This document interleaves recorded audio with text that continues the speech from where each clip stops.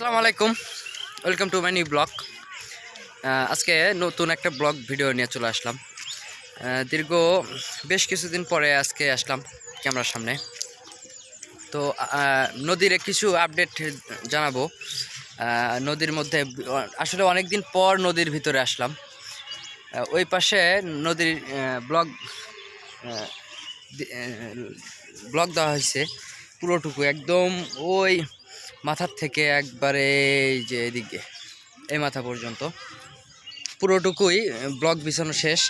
এখন হয়তো ওই নদীর উপর দিয়ে, অর্থাৎ উপর দিয়ে হচ্ছে আপনার ব্লকের রাস্তা তৈরি করবে। তো দেখতে অসাধারণ সুন্দর। আসলে আমি এখনও নদীতে পানি নাই। অতিরিক্ত গরমের কারণে আসলে নদীতে এখনও পানি আসে নাই, বৃষ্টি নাই, প্রচণ্ড গরম।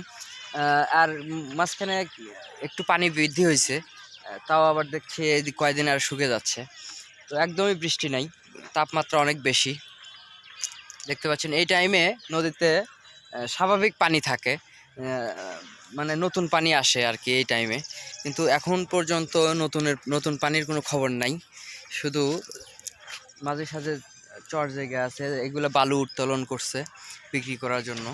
এখন পর্যন্ত বিক্রি হচ্ছে না।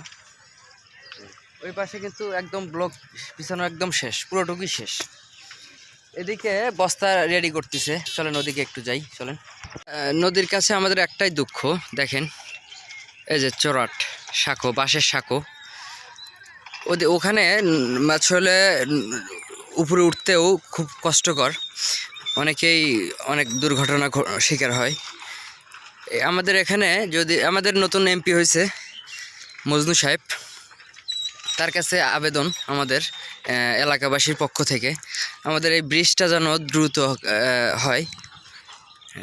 তো এমপি মহোদয় আমাদের এখানে ঝাজর গ্রামে আসছে, ওখানে আজকে সাংস্কৃতিক একটা অনুষ্ঠান হচ্ছে। আর এমপি আসার আসলে কি জন্য আসলে এখানে অনুষ্ঠান কি উপলক্ষে?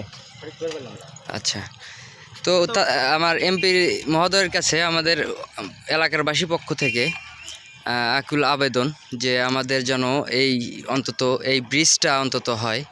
আমাদের এত কষ্টে আসলে এই রোড দিয়ে শেরপুরে যাতায়াত করে অনেক মানুষ, প্রায় 500-600 মানুষ যাতায়াত করে প্রত্যেক দিন। খুবই কষ্ট করে। এই বাঁশের সাঁকো এখন পানি আসলে নতুন করে আবার আপনার হবে, অর্থাৎ নৌকা দেবে।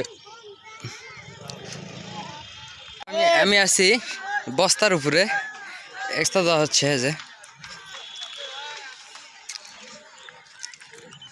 এই মুহূর্তে আমরা আসলে এই যে নতুন যে বস্তাগুলো দিচ্ছে, এই যে এই পাশে আমাদের এই পাশে, এটা হলো ধুনুটের মধ্যে, আর ওটা যেটা দেখছেন ওটা হলো শেরপুরের মধ্যে। আমি এখন বর্তমানে ধুনুটে, আসলে আমি ধুনুট থানার ভিতরে থাকি।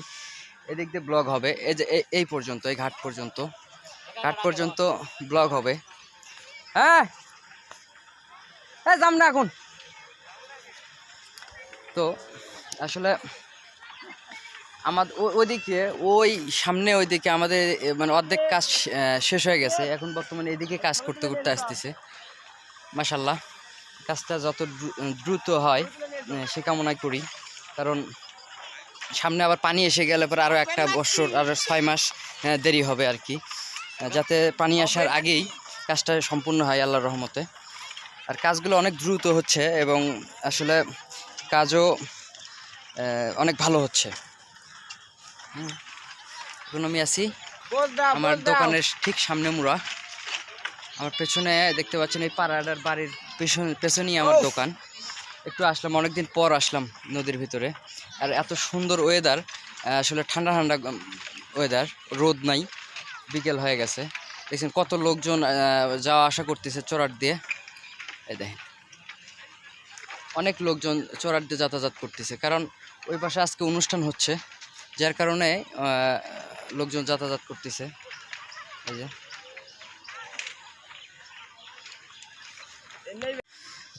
অন্ধকার হয়ে গেছে, আচ্ছা, অর্থাৎ সূর্য ডুবে গেছে, অন্ধকার ভাব হচ্ছে। তো আমরা চলে যাচ্ছি এখন বাঙালি নদী থেকে। তো সবাই ভালো থাকবেন, সুস্থ থাকবেন। দেখা হচ্ছে পরবর্তী ভিডিওতে। আল্লাহ হাফেজ, আসসালামু আলাইকুম।